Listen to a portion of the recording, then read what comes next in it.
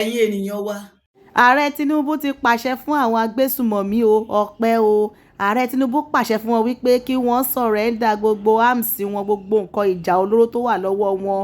Ààrẹ Tinubu ní kí wọ́n sọ̀rẹ́ńdà gbogbo ẹ̀ kí wọ́n kó sílẹ̀ wípé bí bẹ́ẹ̀ kọ́ pé Nàìjíríà ìjọba àwọn máa dojúkọ wọn o. Bá wa gbọ́ ọ̀rọ̀ lẹ́nu Ààrẹ Bọ́lá Ahmed Tinubu. To bandits, kidnappers, and sponsors of terror, surrender or face the full force of the Nigerian state. These windows of surrender will not remain open forever. No mercy will be shown to those who trade in blood of Nigerians.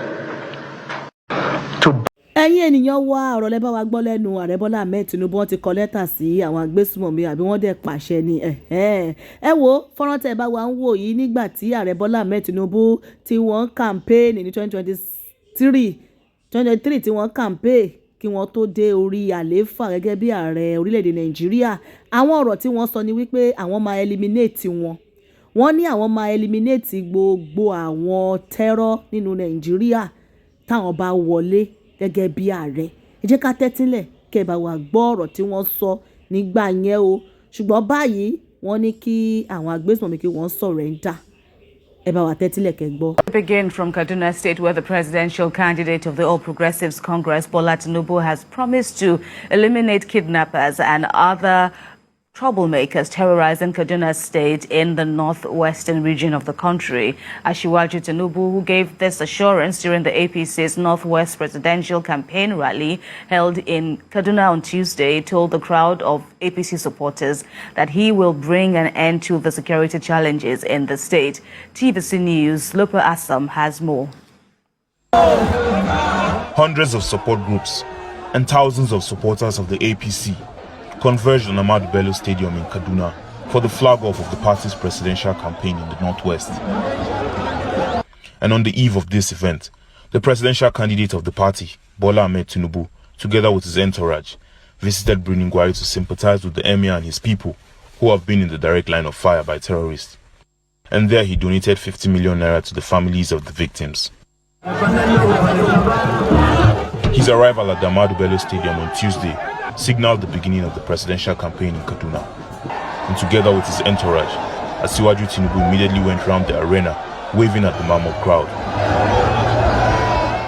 Also at the campaign rally was his running mate, Senator Kashim Shettima, as well as the governors of Kano, Kebbi, Jigawa, Plateau and Borno states, with party members from their various states. And while addressing the crowd, Bola Tinubu assured them of his commitment to create jobs for the youths, improve agriculture, and bring socio-economic developments if voted into power. The region has been the most hit by terrorists in recent times, and Bola Tinubu promises to effectively tackle those troubling the region when elected president. All those troublemakers, violent kidnappers, killers, all troublemakers of Kaduna, I assure you, we will eliminate them. Air-Rufai has done a good job.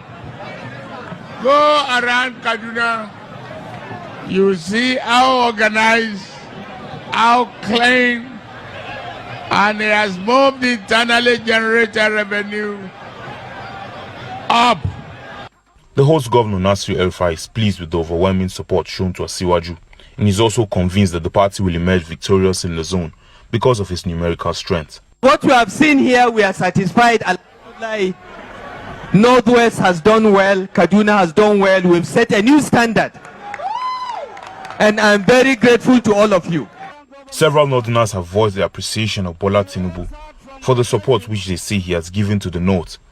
Ẹ̀yin ènìyàn wa, ẹ bá wa tẹ́tílẹ̀, ẹ bá wa gbọ́ bí gbogbo fọ́nrán yẹn bó ṣe lọ o. Ṣe rí pé kí wọ́n tó débẹ̀ wọ́n jẹ́jẹ́ wípé wọ́n ṣèlérí wípé àwọn máa eliminate wọn, àwọn máa mú gbogbo wọn balẹ̀ ni. Ṣùgbọ́n báyìí àwọn ló ti wá ń kọ lẹ́tà sí wọn ni wọ́n ti ń ṣẹ̀ṣẹ̀ wá ń pàṣẹ fún wọn pé kí wọ́n surrender o, kí wọ́n surrender o.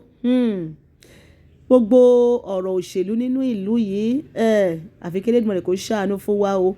Ẹ bá wa gbọ́ nínú fọ́nrán yẹn wípé nígbà tí nǹkan ṣẹlẹ̀ sí àwọn ará Kaduna àwọn ẹbí wọn Ààrẹ Bọ́lá Ahmed Tinubu lọ kí ọba wọn yẹn ni ẹ̀mí àwọn lẹ́yìn ìgbà tí wọ́n lọ kí ẹ̀mí àwọn wọ́n ti wá donate 50 mílíọ̀nù fún àwọn ẹbí tí àwọn ajínigbé tí wọ́n ṣọṣẹ́ fún ní Kaduna ní ìgbà tí wọ́n ń ṣe ìpolongo ìbò kí wọ́n tó di ààrẹ.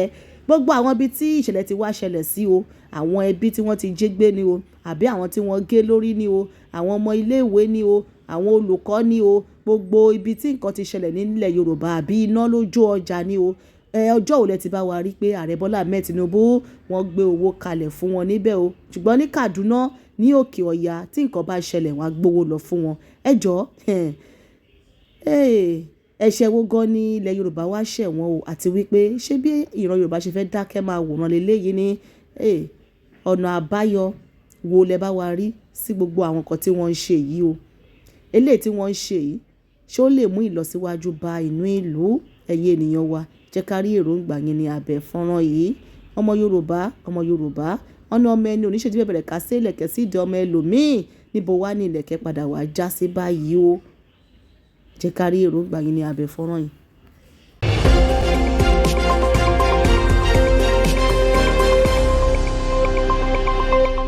Àṣàkẹ́ TV show.